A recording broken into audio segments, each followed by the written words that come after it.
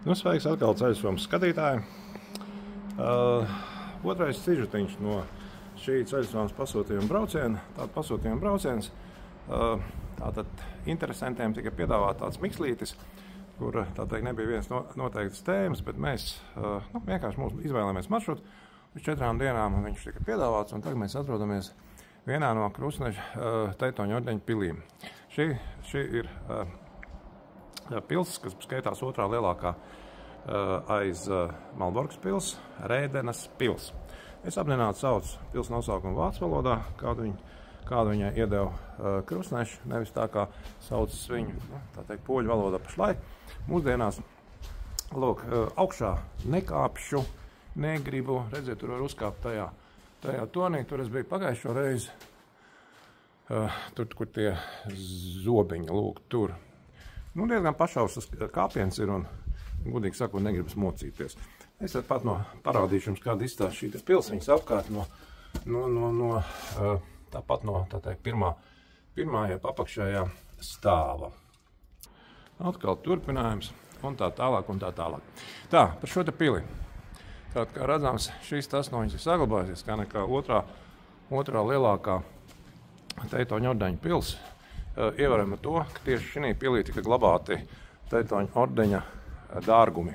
Tātad varētu teikt, tā ir tāda kā kase, kā dārgumu glabātu. Un tad, kad pienāca Teitoņa ordenim izšķirošais brīdis, tātad notika Grīnvaldes kauja, kurā Teitoņa ordenis tika sagrauts.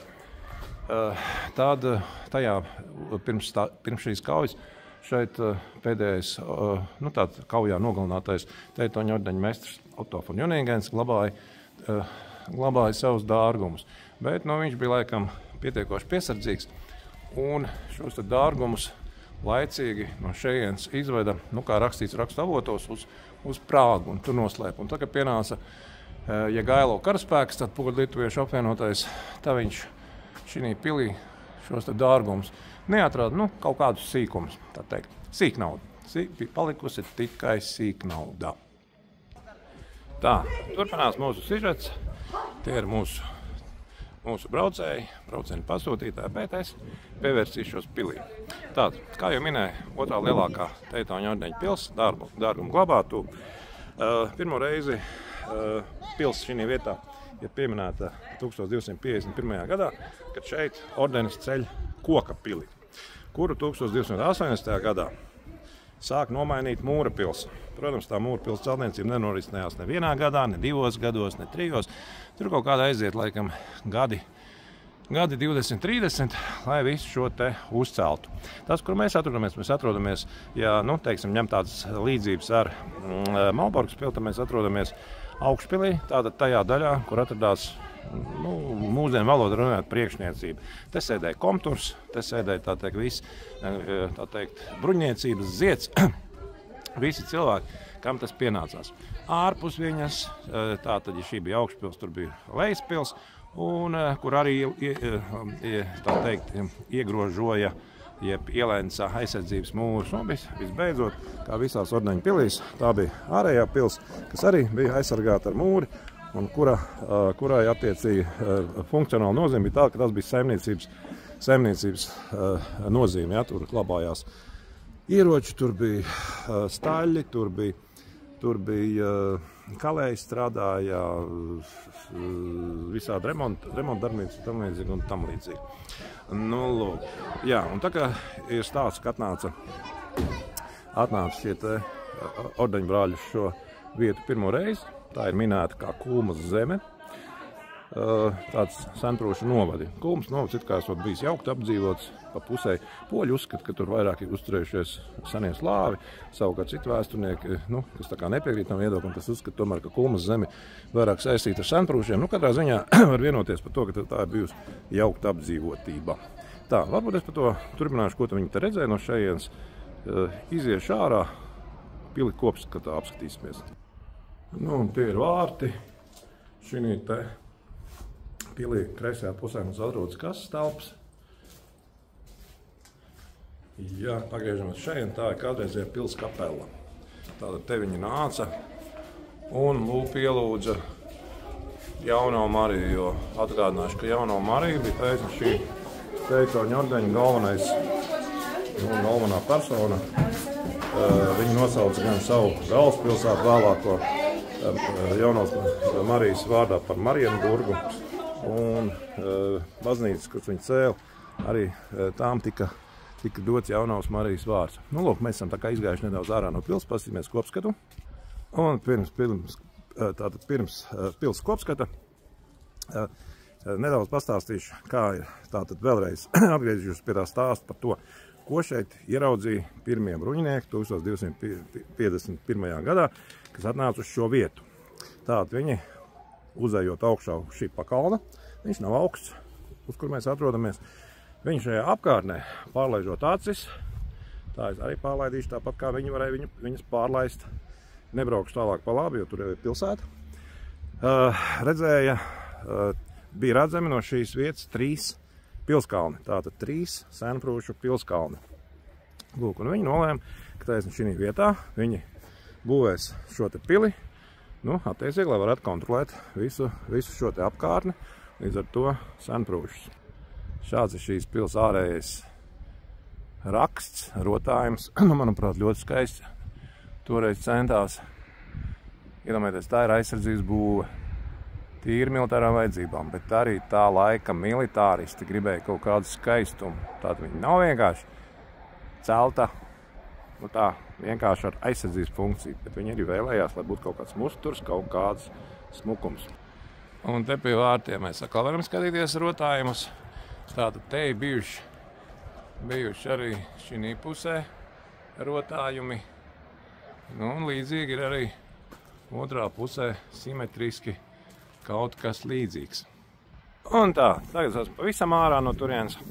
Un te mēs varam redzēt šo tā saucamo augšpili visā godībā. Tā bija šīs te Rēdenes pils centrālā daļa, tāda, kur sēdēja priekšniecība. Šeit savukārt, kur es atrodos, ja mēs drusku pabraucam uz sāniem, mēs redzam nocietinājuma sienas gar malām. Šīs nocietinājuma sienas ielenca attiecīgi tātad apakšējo pili. Lūk. Labi, visās tajās pils konstrukcijās īpatnībās es nebraukšu iekšā.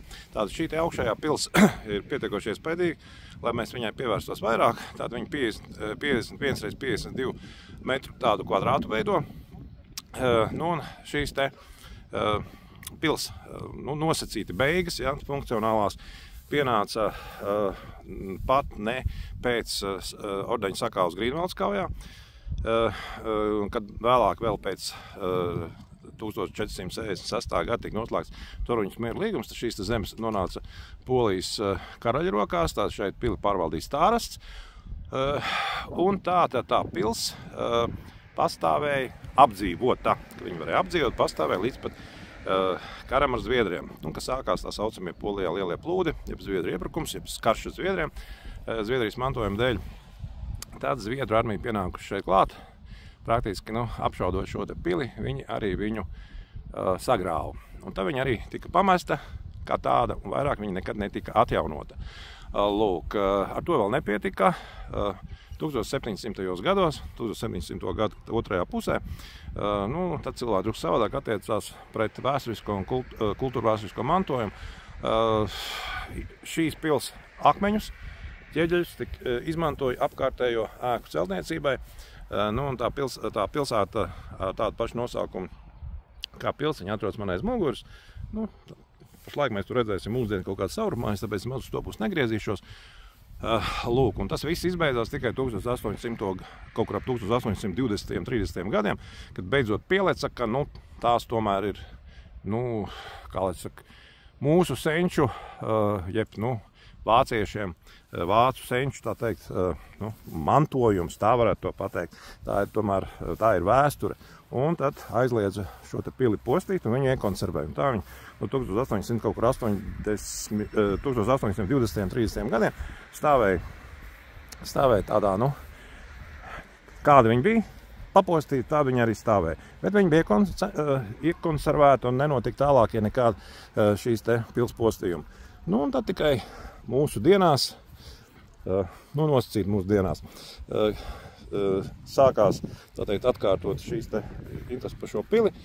Nu, un sākās kaut kādi viņas tur tālākie rekonstrukcijas darbi, un kaut kur laikam gadus 3 šī vietā beidzot ir atvērta viņa apmeklētājiem, jo tās durvis, pa kuras iznāca ārā no tā iekšējā pagalma, tās visu laiku bija slēgtas, bija tikai speciālistiem un rekonstruktoriem atvērtas.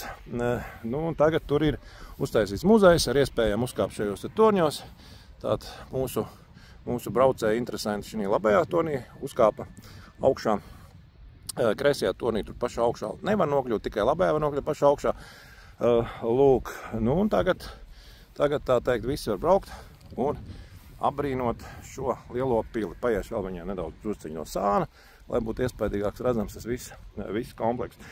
Nu, lūk, šī pils ir iekļauta Ceļasomas braucienā, iespējīgākās Teitoņu ordeņa pilis Austrumprūsijā, tāds senajās Senprūšu zemēs.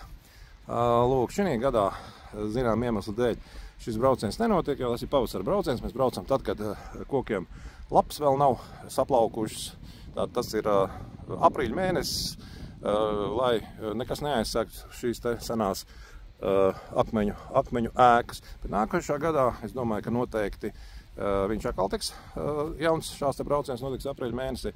Tā, ja kādam interesē vēsture, šīs te Austrumprūsijā, Senprūši, Teitoņu ordenis, tad laipni gaidīti nākošajā gadā. Mūsu braucienu nenokavējiet, mēs kā vienmēr braucam nelielā skaitā, lai mēs varam paspēt maksimāli daudz apskatīt minimāli īsā laikā. Ceru, ka bija interesanti, diezgan garš bija šis sižets. Visiem jauku dienu un līdz nākošajām reizēm. Visu labu!